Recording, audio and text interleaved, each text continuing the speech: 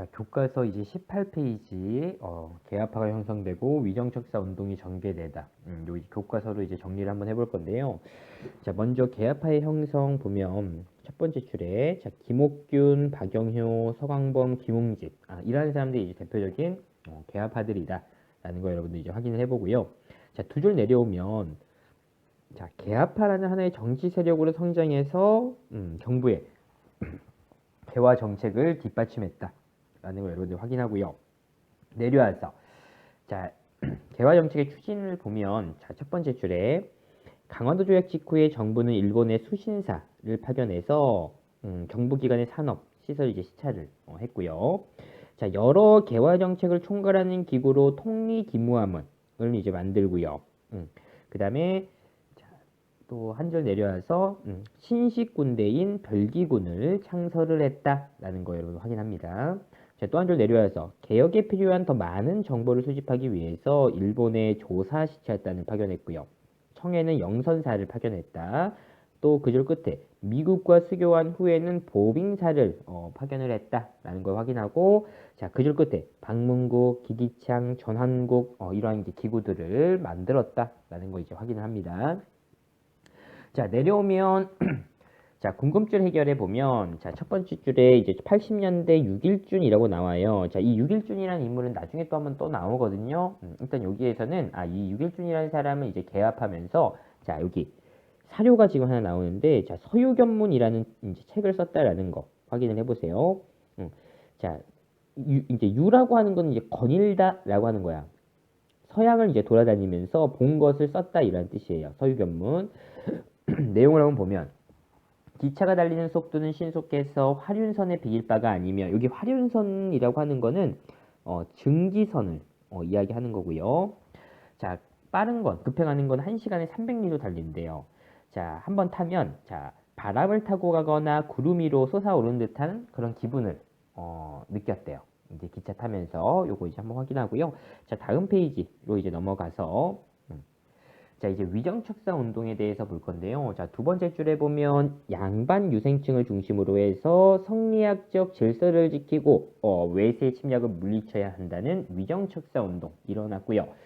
자, 이 위정척사 운동은 시대별로 여러분들이 어떤 주장을 했는지 그런 걸 이제 파악하는 게 중요하다라고 얘기했어요. 자, 60년대 양반들을 중심으로 해서 통상수교를 반대했다. 자, 이때는 흥선대원군의 통상수교 거부 정책을 뒷받침해주는 그런 역할들을 했고요. 자, 강화도 조약이 체결될 무렵, 요거는 이제 70년대를 이야기하는 거죠. 자, 최익현은 일본과 서양 세력은 같다는 외양일체론을 주장하면서 개항 반대 운동을 전개했고요. 자, 두 줄 내려서 조선 책략이 유포되고 정부가 미국과 수교하려 하자. 요거는 이제 80년대 상황이죠. 영남 지방의 유생들은 만인소를 올려서 이를 비판했다. 영남 만인소를 이제 이제 일으켰다라는 거고 두 줄 내려와서 서양과 일본의 경제적 군사적 침략에 맞선 반외세 반침략적 운동이기도 하고요. 이제 90년대로 이제 넘어가게 되면서 의병운동으로 이제 계승이 됐다.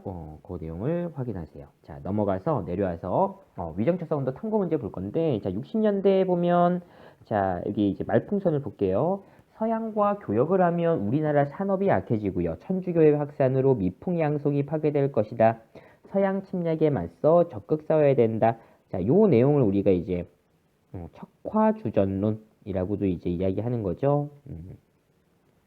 자, 그래서 지금 60년대 가에 들어갈 거는 어디 갔어? 통상 반대 운동. 요게 이제 들어가는 거고요.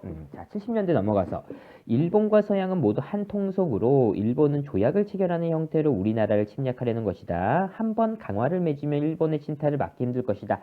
자, 여기 첫 번째 줄에 일본과 서양은 모두 한 통속이다. 외양일체론을 이야기하는 거죠.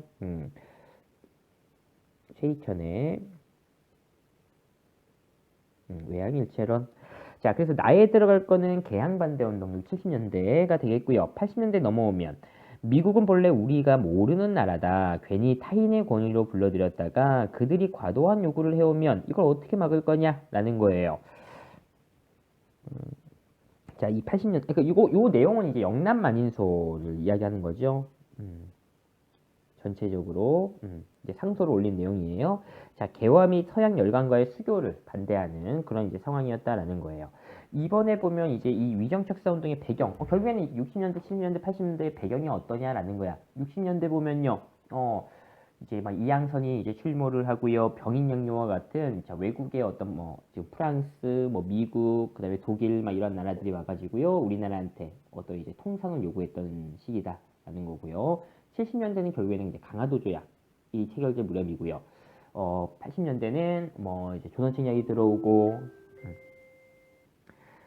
자, 80년대는 이제 조선책 약이 들어오고요. 또 이제 뭐 정부가 개화 정책을 본격적으로 추진하고 미국과 이제 수교하는 그런 이제 배경이 되겠죠. 자, 이제 넘어가서요. 자, 이제 이모군란이라는 사건을 이제 확인을 해볼 건데요.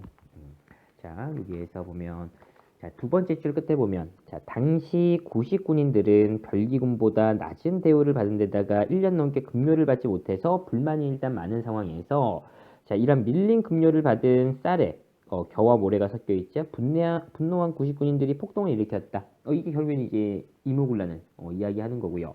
자, 그때 이제 도시 하층민들도 이게 이제 합세를 하고요. 자, 정부의 고관과 일본인 교관을 죽이고 일본 공사관을 습격하면서 이렇게 이모군란이 일어났다라는 거 여러분들 확인합니다. 자, 그 다음에 한 줄 내려와서 흥선대원군은 다시 권력을 장악하게 되었고요.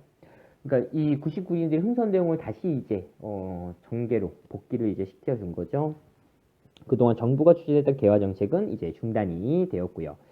자, 당시 조선의 세력을 확대할 기회를 엿보던 청이 군대를 보내서 흥선대원군을 납치해 가고요. 이걸 진압을 하면서 다시 민시 세력, 그다음에 고종, 이제 정권을 다시 잡게 되었다 확인하고 이후에 나타난 결과를 보면 자, 청은 조선의 내정과 외교 문제에 깊이 관여를 하고요. 자, 조선의 군대를 주둔시키고 청상인의 특권을 인정받았다. 여기 청상인의 특권을 인정받았다. 요거와 관련된 조약이 조청상민 수륙 무역장정 이고요. 그 조약이 그 다음에 또 한 줄 내려오면 조선과 재물포 조약을 체결을 하고요.